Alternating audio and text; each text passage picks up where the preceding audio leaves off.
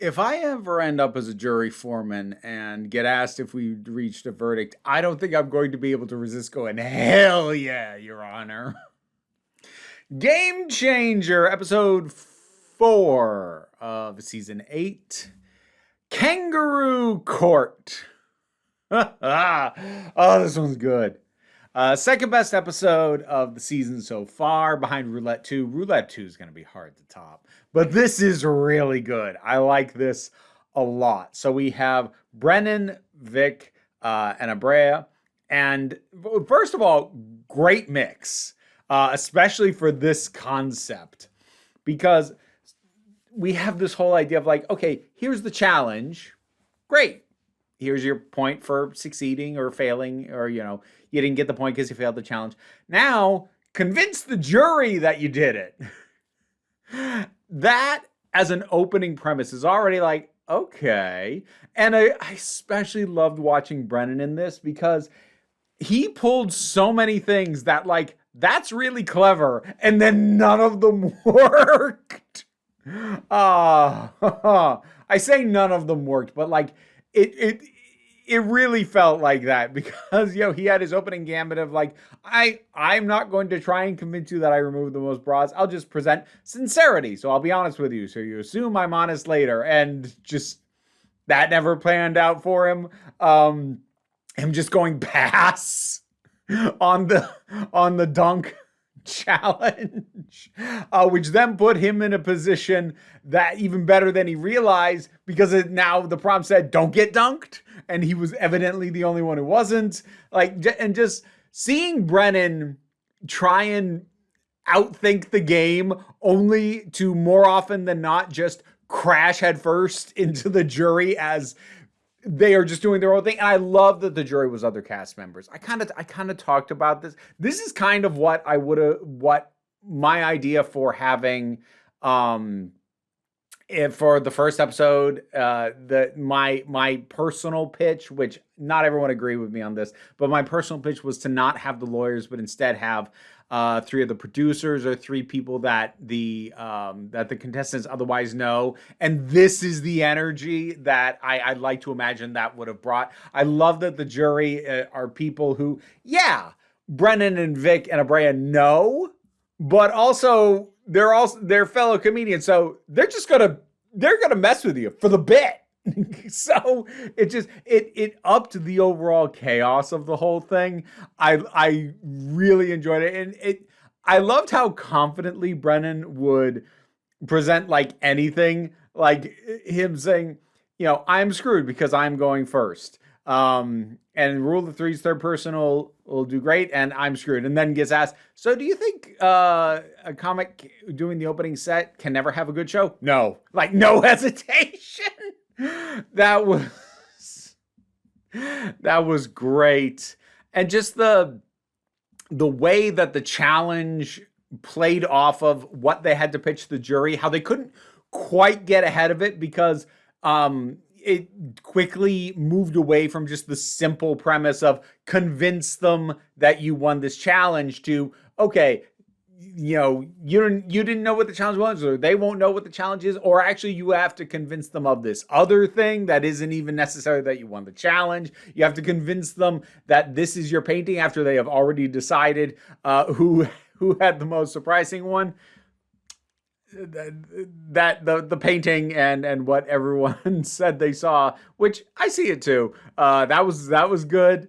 If you saw it, you know.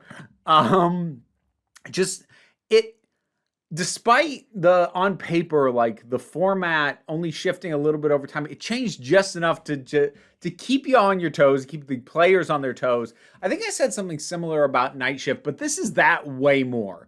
Like, Night Shift did, by the end, start to feel a little bit repetitive. Like, it was just, it changed up things just enough as it went to keep from getting too repetitive. That didn't even come close to feeling repetitive, despite the fact that the core format doesn't really change from start to finish all that much. Oh, I love that they brought the stenographer back. I love Kevy.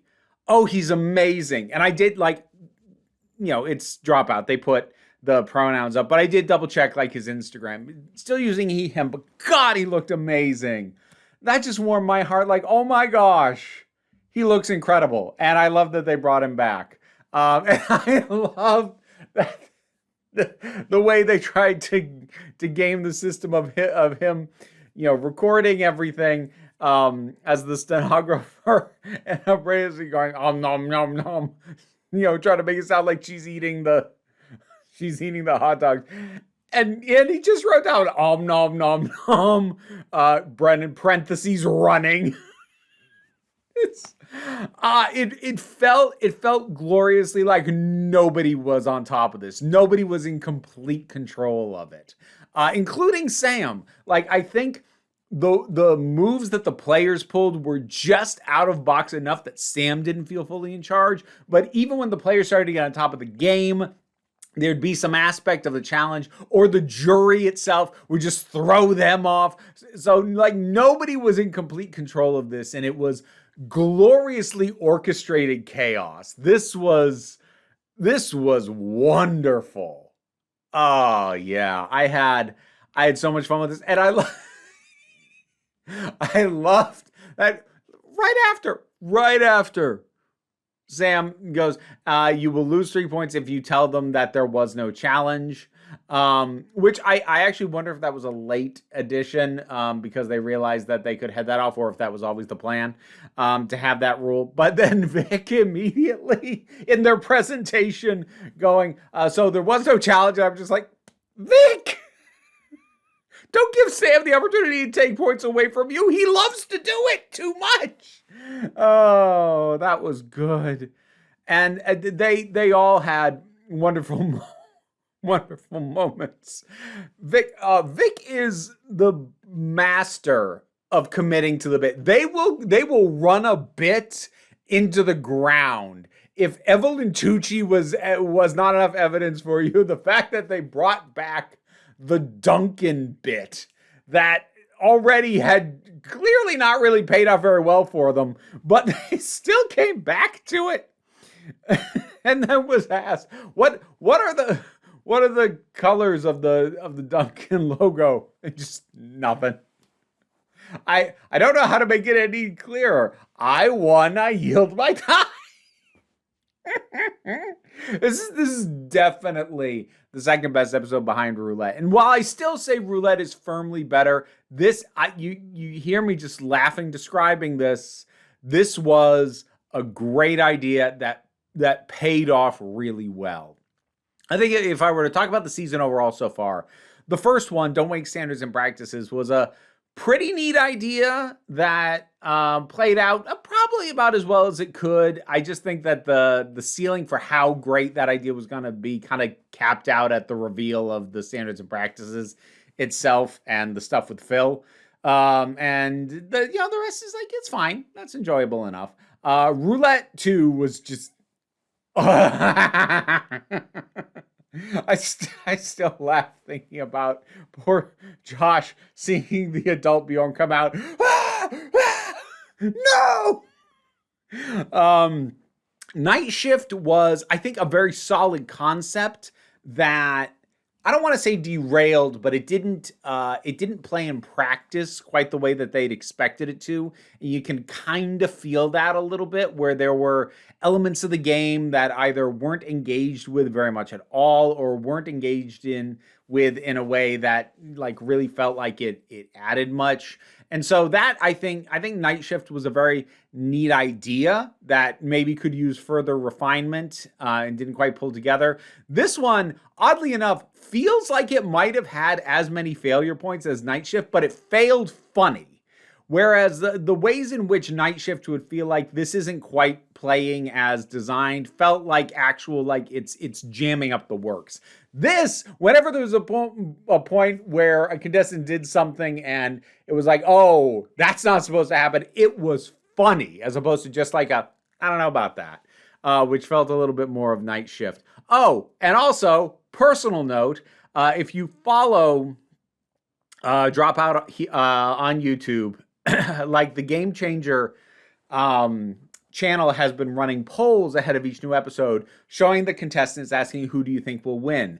And they do that before the release of the episode and before the premise is known. So people are just looking at contestants and voting. And I remember the results on that. It was Brennan by a lot, and then Vic, and then Abrea. I voted for Abrea, and I was right. I was right. She won.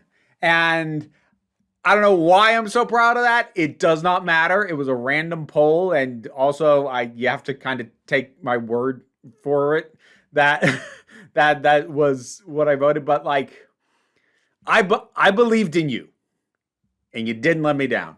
This was a good time. Kangaroo Court, Game Changer episode 4. What'd you think of this one? Whatever your thoughts are, drop something down in the comments. Let's talk about it. Patreon pays the bills, enables me to do this as my living. Even if you can't help me out that way, like, share, subscribe. They all help. Don't worry too much about it, though. We take a relaxed attitude around here, so you can just come on back next time you need a break. Now to thank my highest supporting patrons: Robin Moore, Jared Boyce, Ruben Lafula, Daphne Matthews, Kay Johnston, Auntie Kate 808, Mira G, Angry Casper, Dave Hall, Snark Shark, Oliver B, Mystic Shadow, Stephen Miller, Welsh Wrestling Geeks, Magdalena, Melissa Pedersen, Becky Sparks, Twilord, Tracy Scrabbit, Claire Wright, Pal Baraba Joggle, and Sir Didymus is my favorite. Additionally, I'd like to thank from the lower tiers of support, John Dent, Erez87, and Quark 12,000.